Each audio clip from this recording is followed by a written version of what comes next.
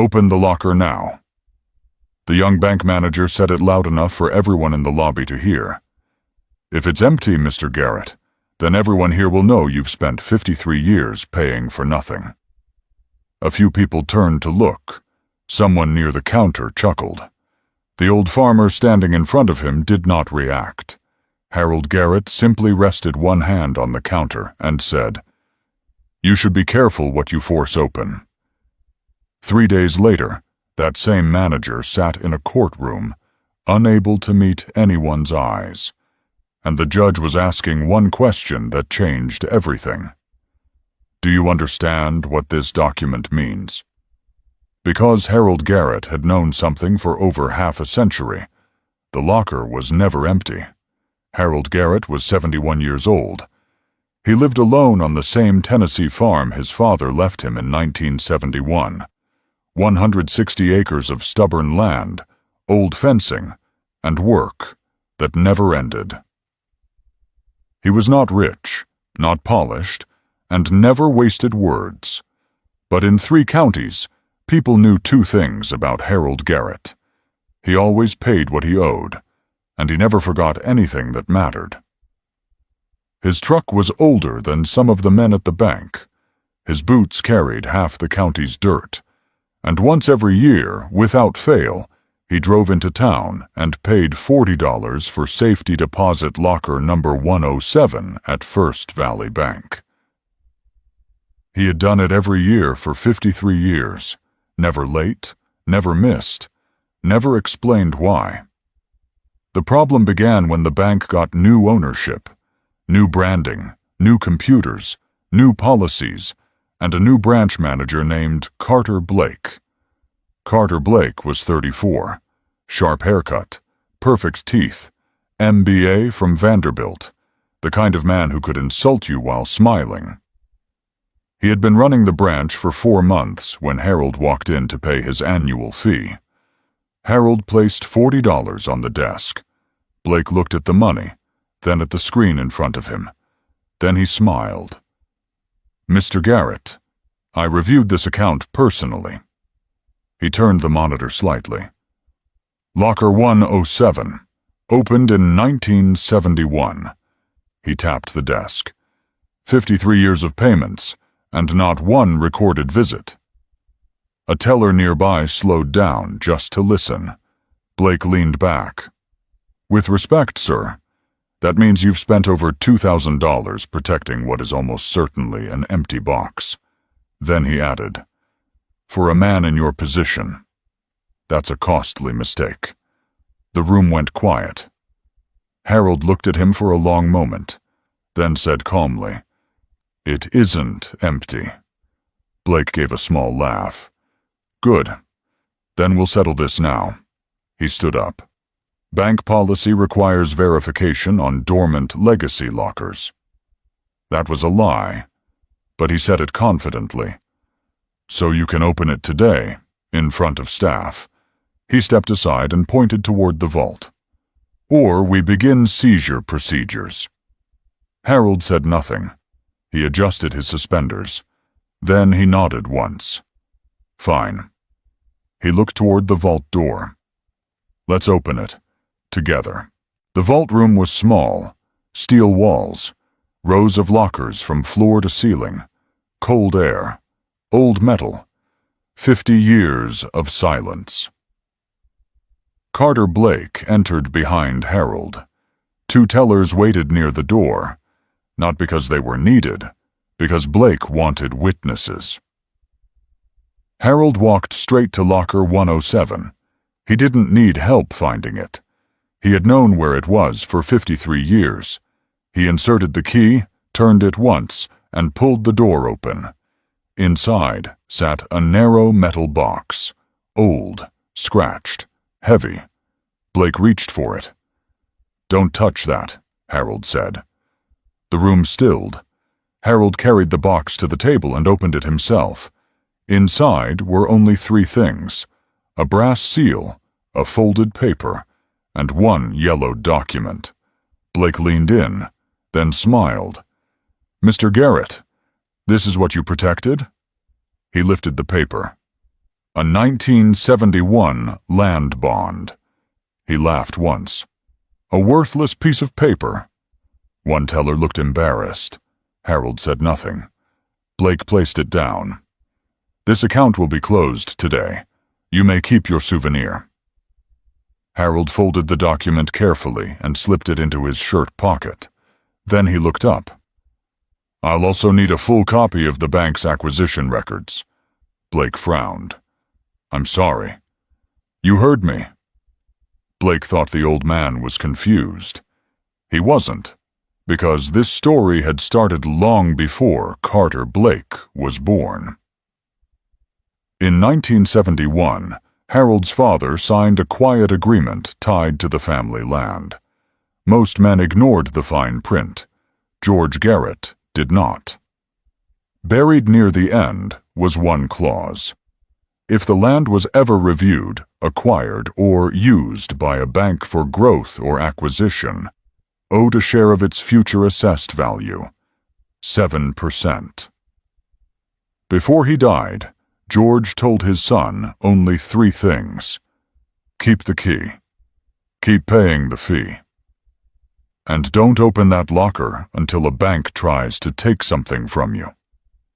Harold was 19 when he heard those words, so he paid $40 every year, for 53 years, and 4 months earlier, when First Valley Bank was sold to new ownership, they reviewed every connected property in the county, including Harold's land. The moment they filed that review, the old clause woke up. Harold knew it the same day the notice arrived in his mailbox, so he drove into town, paid his annual fee, and waited. His father had been dead for decades, but he had still managed to set a trap. Harold went home that evening and called his son, David, in Nashville. David was 44, quiet like his father. He listened without interrupting. Then he said, "Dad, do you understand what this means?" Harold looked out the kitchen window before answering. I understand exactly what it means. The clause activated when they reviewed the land? The moment they touched it on paper, Harold said, your grandfather made sure of that. David was silent. Then he asked, how much are we talking? Harold answered calmly, 7% of 4.2 million. A long pause. Then David exhaled. Dad, that's nearly $300,000. Harold said nothing. David lowered his voice. And the bank has no idea? Carter Blake laughed at it this afternoon, Harold said. Called it worthless. What did you do? I folded it up, put it in my pocket, came home. Another silence. Then David smiled. Even over the phone, Harold could hear it. Dad, what now? Harold looked at the old key on the table beside him. I waited 53 years. I can wait 30 more days. 3 days later, Harold walked back into First Valley Bank carrying a manila envelope. Carter Blake looked up from his desk. His face said he barely remembered locker 107. Harold sat down and placed the envelope in front of him. I'd like to file a formal claim. Blake opened it. Inside was the same yellowed document. He almost smiled again. Then Harold slid a second paper across the desk. Blake picked it up. A federal records letter. Recent date. Official seal. It confirmed the 1971 agreement was still active, still binding, still enforceable. Blake read it once, then again. The smile was gone. I'll need legal to review this, he said. I expected that, Harold replied. He stood slowly and buttoned his jacket. You have 30 days. After that, I file in federal court. Mr. Garrett, Blake said sharply, this bank is not paying money over some old paper.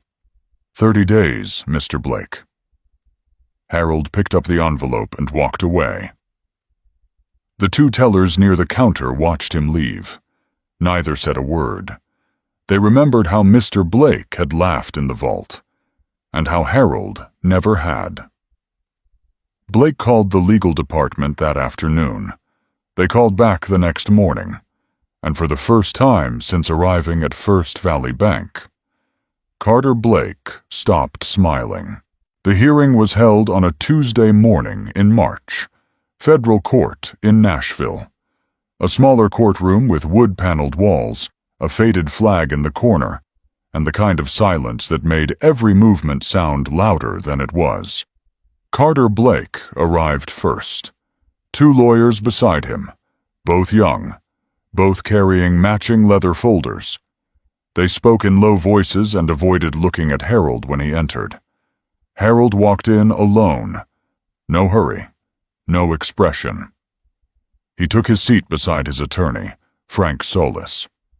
Frank was 60 years old, a property lawyer with 3 decades of experience and no interest in dramatic speeches. Judge Margaret Chen entered exactly on time. She had read every page the night before. The bank's lead attorney stood first. Smooth voice, confident posture. He argued the 1971 agreement was outdated, administrative, never intended to create enforceable royalties. He argued the language was unclear, that too much time had passed, that no claim had ever been made. He spoke for 19 minutes. Then he sat down. Judge Chen turned to Frank Solis. "Mr. Solis?" Frank stood. He adjusted his glasses, then said only 3 sentences.